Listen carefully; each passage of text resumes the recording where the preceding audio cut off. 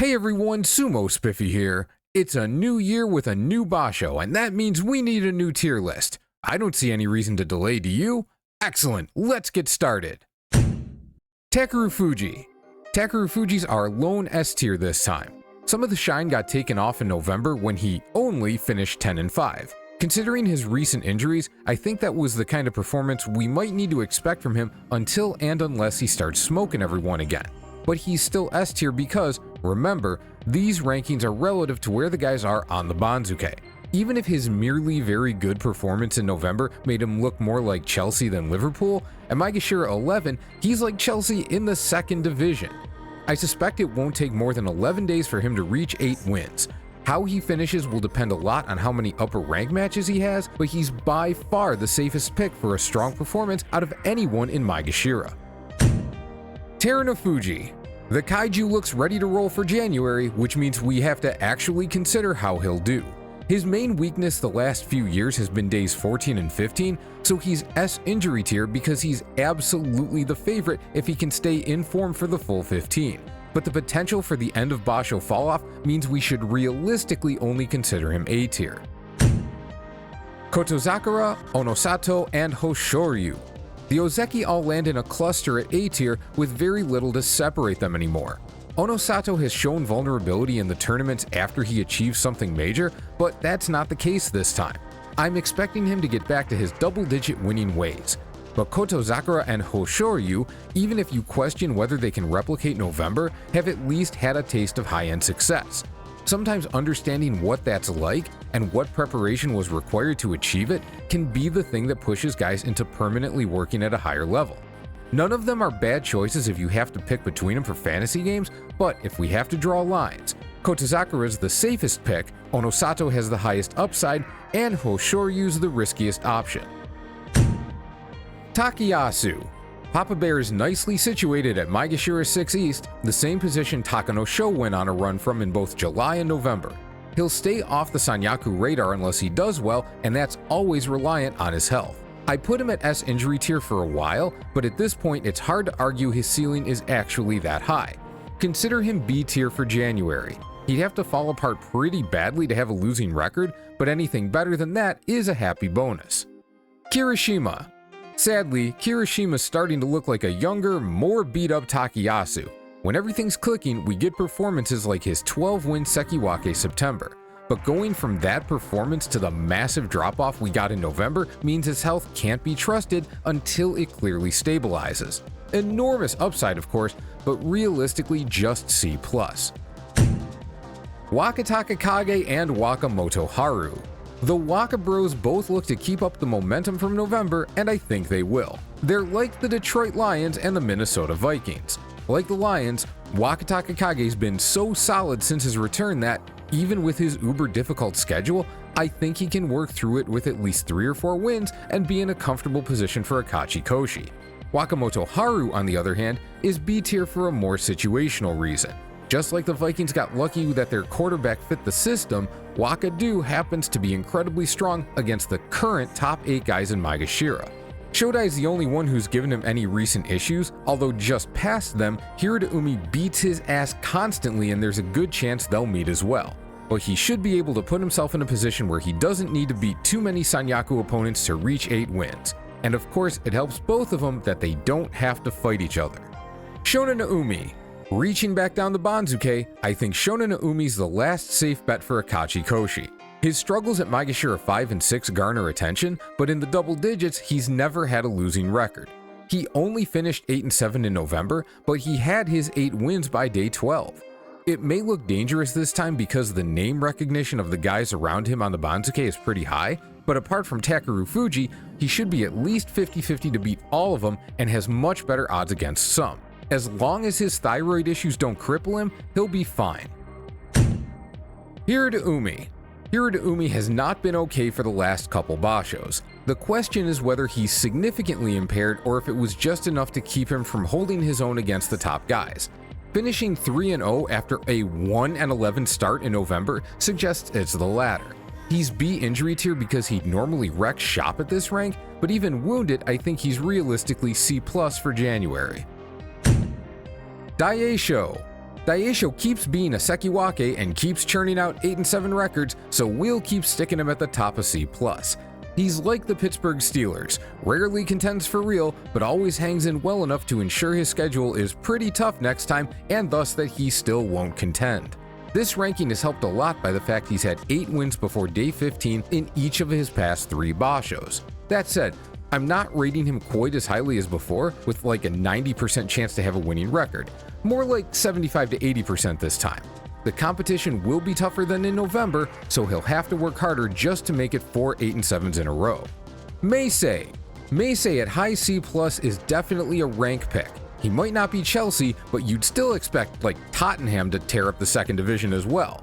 He's just low enough that he'll be able to pick on some of the Juryo guys coming up, and there are some vulnerable targets above him as well. As always, there's the off chance his back issues flare up, but if he can physically keep it together, this might be a good tournament to pop off. Abi. This Sanyaku is looking tough, and it doesn't help that Abi's previous dominance of Wakamoto Haru has been completely turned around of late, but let's keep it simple. Abi is better than 50-50 to get a winning record because he should be able to beat most of his likely Maegashira opponents. The issue for him is if he has to face too many high-flying Maegashira contenders, which has been a serious Komusubi curse of late. The upside here is good, but it could also go very wrong. Risky fantasy pick in general, and it seems like madness to ever choose him instead of Wakataka Kage. Churanoumi and Oshoma. It's not my intention to tie these guys together at the hip, but they've had identical records in 2 straight tournaments and now they're rank neighbors for the second time in a row. Both have been broadly successful when safely outside the Joy, and neither one managed to swing any matches against opponents below their level in November despite struggling so badly. Somehow they each had 10 wins twice in 2024, and while it's possible either one could do it again here, I think they'll just be happy to have landed in easier territory. Hakuoho. I did struggle with this placement. The kid had 29 wins in his last 3 Juryo tournaments, which isn't dominant but still pretty good. He's grinding through his matches, but he showed a propensity for defense in his first trip up the ranks, so that's not a surprise.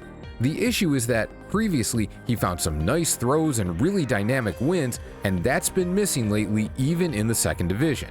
I don't think we can genuinely judge his level until September, when it'll have been 2 years since his surgery. For now, with all the Juryo level guys at the bottom of the division, I think he can feast well enough to score a winning record, but I just don't know how he'll do against the more legit competition further up. Onokatsu. It may seem odd that I'm placing Onokatsu relatively low in C+ when he had a strong November and I've been reasonably high on his prospects for a while. The issue is that his 9-6 record in November started with a 6-0 run against 5 guys he should beat consistently and Shonannoumi, who he might also end up beating consistently.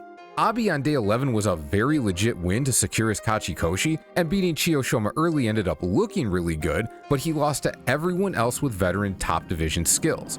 Now he's surrounded by them.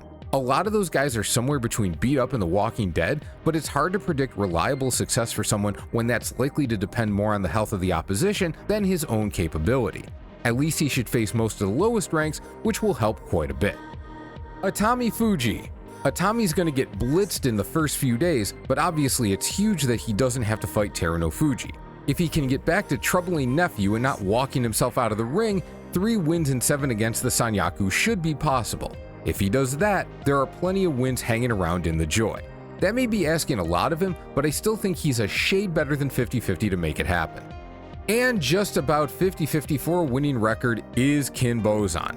He certainly didn't show any effects from the neck issues that plagued him in the top division, but it's also difficult to know what to expect of someone who goes 4-11 at low Maegashira, but 12-3 at the top of Juryo. When he's on point, he whacks everyone like Shohei, but more often he barely looks like Hideo Nomo. If you don't know who Hideo Nomo is, f you, I'm old. Tamawashi.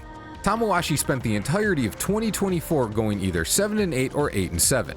He starts the new year at the top of C- because the competition around him makes me think 7 is slightly more likely than the 8, and 6 wins is definitely more likely than 9. Endo. Endo had another pretty good start and pretty weak finish in November, and this basho seems like it might be similar. Barring another physical collapse, 7-8 seems like a very likely record when all is said and done. Midorifuji. Remaining disappointed in Midori's slide doesn't change the fact of it. he failed to actively win 8 matches in any 2024 tournament. I say actively because his 1-8-7 in July included a Fusen win over Asanoyama, who probably would have flattened him. He got screwed by the Banzuke committee with his 2-rank drop on 7 and 8, only to land in a nest of vipers. It's tremendously fortunate that he's stablemates with Takerufuji and Hakuoho, so he doesn't have to face the 2 toughest guys in his neighborhood. Nevertheless, there are plenty of veterans around him, and veterans are the last opponents you want when everyone started figuring you out. Oho, Gonoyama, Ura, and Shodai. Maegashira 3 and 4 look like a disaster waiting to happen. Gonoyama and Oho will start getting blasted by the Sanyaku on day 1, while Shodai and Ura at least get a few days against Maegashira opponents before the doom approaches. Individually, as usual, Gonoyama has the potential to make noise if he learns to fight with anything besides his face, or learns to face plant so well he's unstoppable, but he's still only shown that ability consistently against the weaker end of the division. Oho was Kotozakura's only loss in November and still finished 6 and 9, which is a pretty bad sign. Shodai went 10 and 5 from this same rank in September, but that was by taking advantage of a bunch of guys having ungodly bad performances. It could happen again, but it's not likely. And unfortunately for Ura, the intrastable matchups that have to be skipped means he'll get lined up for more Sanyaku matchups than he otherwise might, sitting at the bottom of the joy.